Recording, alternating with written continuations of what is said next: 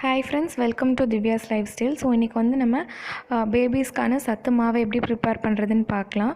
இது வந்து ஒரு 7+ month பேபிஸ்லேருந்து நம்ம கொடுக்கலாம். ஸோ ஃபஸ்ட் நான் ஒவ்வொரு இன்க்ரீடியன்ட்ஸ் என்னென்ன அப்படின்னு சொல்லி எக்ஸ்பிளைன் பண்ணிடுறேன்.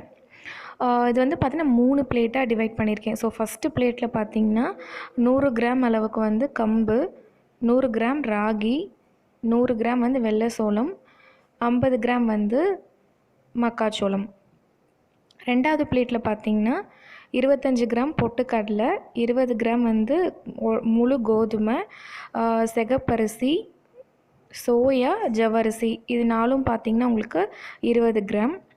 ஸோ மூணாவது பிளேட்டில் பார்த்திங்கன்னா பார்லி, பச்சைப்பயிறு, வேர்க்கடலை, பாசிப்பருப்பு இது நாலும் பார்த்திங்கன்னா உங்களுக்கு வந்து 15 கிராம்.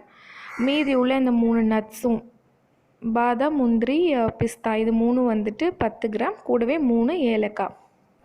நம்ம இப்போ வந்து இந்த 3 பிளேட்டில் இருக்க இன்க்ரீடியன்ஸும் வந்து நம்ம ட்ரை ரோஸ்ட் பண்ணிக்க போகிறோம்.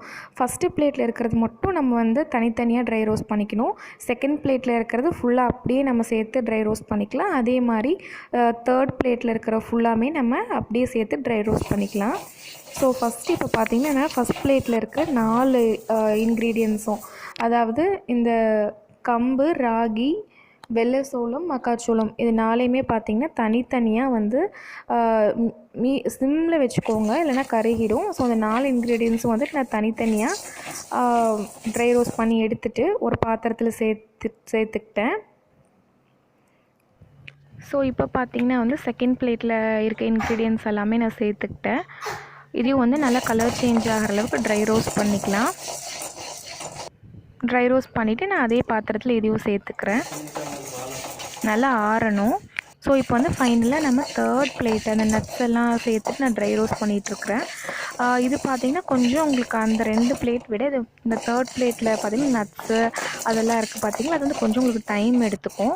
ஸோ அதனால் பார்த்து கருக விட்டுறாதீங்க, பொறுமையாக ட்ரை ரோஸ்ட் பண்ணி எடுத்துக்கோங்க. உங்களுக்கு பார்த்திங்கன்னா ரோஸ்ட் பண்ண ஸ்டார்ட் பண்ணப்போ பச்சை ஸ்மெல் இருக்கும். ஸோ ஓரளவுக்கு நல்லா ரோஸ்ட் ஆகிடுச்சு அப்படிங்கும்போது பார்த்திங்கன்னா உங்களுக்கு அந்த ஸ்மெல்லு கலரே காமிச்சு கொடுத்துரும். அப்போ நீங்கள் ஸ்டாப் பண்ணிக்கலாம். ஸோ பார்த்திங்கன்னா நான் அந்த பாக்ஸில் இருந்தெல்லாம் வந்து இது மாதிரி வச்சுருக்கேன், சூடாக இருந்தது. ஸோ ஃபைனலாக நம்ம அந்த நட்ஸ் எல்லாம் ட்ரை ரோஸ்ட் பண்ண பார்த்திங்களா, அதையும் இது கூடவே சேர்த்துட்டு நல்லா ஆறுனதுக்கப்புறமா வந்துட்டு இதை வந்து நம்ம ஃபைனாக பவுட்ரு பண்ணி எடுத்துகிட்டு போகிறோம். நீங்கள் மிக்சியில் கூட பவுட்ரு பண்ணிக்கலாம், ஆனால் பார்த்து நல்லா ஃபைன் பவுடராக பண்ணி எடுத்துக்கணும். நான் வந்து இன்றைக்கி மெஷினில் கொடுத்துட்டு தான் வந்து இதை பவுட்ரு பண்ணி எடுத்துக்க போகிறேன்.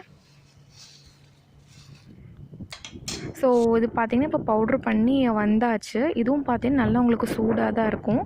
ஸோ இதுவும் வந்துட்டு நல்லா ஆற வச்சதுக்கப்புறமா தான் நீங்கள் வந்து கண்டெய்னரில் போட்டு ஸ்டோர் பண்ணி வைக்கணும். அப்போ தான் உங்களுக்கு வந்து ஸ்பாயில் ஆகாமல் ஒரு ரொம்ப மாதத்துக்கு வந்து அப்படியே நல்லாயிருக்கும். நான் சொன்ன கிராம்ஸ்க்கு பார்த்திங்கன்னா உங்களுக்கு இந்த பாக்ஸில் ஒரு 1/2 பாக்ஸ் அளவுக்குமே வந்து உங்களுக்கு கிடச்சிருக்கு. ஸோ இதே பார்த்திங்கன்னா ஆல்மோஸ்ட் உங்களுக்கு 2 to 3 months அளவுக்குமே உங்களுக்கு யூஸ் பண்ணிக்க முடியும்.